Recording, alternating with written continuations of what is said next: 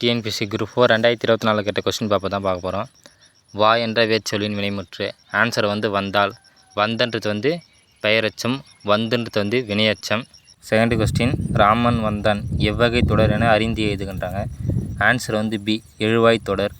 Third question, ஓர் அடியில் முதல் 3 4ஆம் சீர்களில் முதலெழுத்து அளவொத்து நிற்க இரண்டாம் எழுத்து ஒன்றி தொடுப்பது டேஷ் எதுகை ஆகும். ஆன்சர் டி, மேற்கதுவாய் எதுகை. ஃபோர்த் கொஸ்டின், இச்சொல்லின் பொருள். நனந்தலை உலகம். நனந்தலை உலகம்னா முழு உலகம், பெரிய உலகம், அகன்ற உலகம், 3 பொருள் இருக்குது. ஆன்சர் இதில் எது கொடுத்துருக்காங்கன்னா அகன்ற உலகம்னு கொடுத்துருக்காங்க. ஆன்சர் ஏ அகன்ற உலகம்.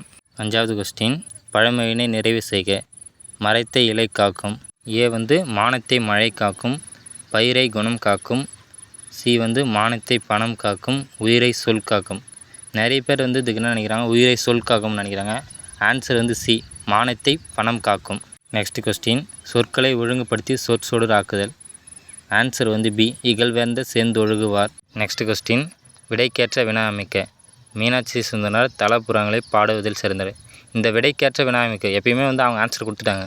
நம்ம இதுக்கான கரெக்டான கொஸ்டின் தான் பார்க்கணும். ரொம்ப கரெக்டாக இருக்கிற கொஸ்டினாக பார்த்து டிக் பண்ணணும். ஏ தலபுராணங்கள் என்றால் என்ன? அதுக்கு கொஞ்சம் அது வேறு இது வேறு கொடுத்துக்கிட்டு. தலபுராணங்கள் எத்தனை வகைப்படும்? சம்மந்தம் இல்லை. மீனாட்சி சுந்தரனார் தலபுராணங்களை எப்படி பாடினார்? தலபுராணங்களை பாடுவதில் சிறந்தவர் யார்? அங்கே கொடுத்துக்கிட்டு தான் மீனாட்சி சுந்தரனார் தலபுராணங்களை பாடுவதில் சிறந்தவர். அப்போது டி தான் ஆன்சர். தலபுராணங்களை பாடுவதில் சிறந்தவர் மீனாட்சி சுந்தரனார். 10th கொஸ்டின், கவ்ய தரிசனம் எனும் வடமொழி நூலின் தமிழ் நூலாக அமைந்தது ஆன்சர் பி, தண்டி அலங்காரம். 12வது கொஸ்டின், மரபு புயலை நீக்கி எழுதுக. இல்லத்தின் அருகே புதிதாக கூரை போட்டனர். கூரை போட்டனர்னு வரக்கூடாது, கூரை வெய்தனர். Answer A. கூரை செய்தனருக்கு வரக்கூடாது. ஆன்சர் கூரை வெய்தனர். 13வது கொஸ்டின், பொருந்தாத சொல்லை கண்டறிக. செப்பல் ஓசை, துள்ளல் ஓசை, அகல் ஓசை, ஓங்கல் ஓசை.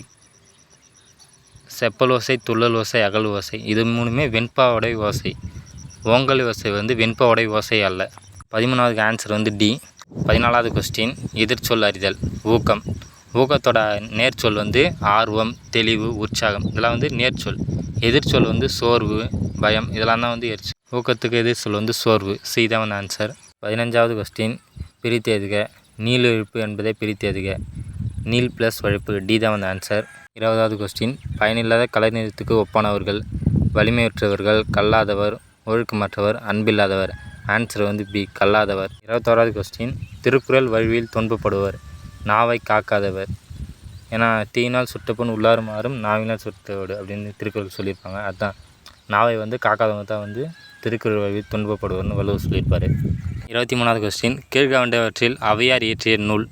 வெற்றி வேர்க்கை, அருங்கலச்செப்பு, நென்னெறி, ஞானக்குறள். ஆன்சர் டி, ஞானக்குறள். ஔவையார் இயற்றிய நூல்கள் ஞானக்குறள், மூதுரை, கொன்றைவேந்தன், நல்வழி, ஆத்திச்சூடி, புறநானூறு, அகநானூறு, நற்றிணை, குறுந்தொகை. இதெல்லாம் தான் ஔவையார் இயற்றிய நூல்கள். 25வது கொஸ்டின், புறநானூற்றில் சில பாடல்களை ஆங்கிலத்தில் மொழிபெயர்த்தவர் யாருன்னு கேட்குறாங்க. Answer B, G U. Pope. G U. Pope Thirukkural, Purananuru, Naladiyar, Thiruvasagam, Purapporul Venbamalai, Thiruvarutpayan ஆகிய நூல்களை ஜி.யு. போப் ஆங்கிலத்தில் மொழிபெயர்த்திருப்பார். 26வது கொஸ்டின், வல்லவன் ஏவா வானூர்தி எனும் பாடல் இடம்பெற்றுள்ள நூல். ஆன்சர் புறநானூறு. 33வது கொஸ்டின், சங்க இலக்கியங்களில் கரகாட்டம் எவ்வாறு அழைக்கப்படுகிறது? ஆன்சர் கூடக்கொத்து. 34வது கொஸ்டின், யோக சமாதி உகந்தவர் சித்திரை என்றவர் ஆன்சர் பி, திருமூலர்.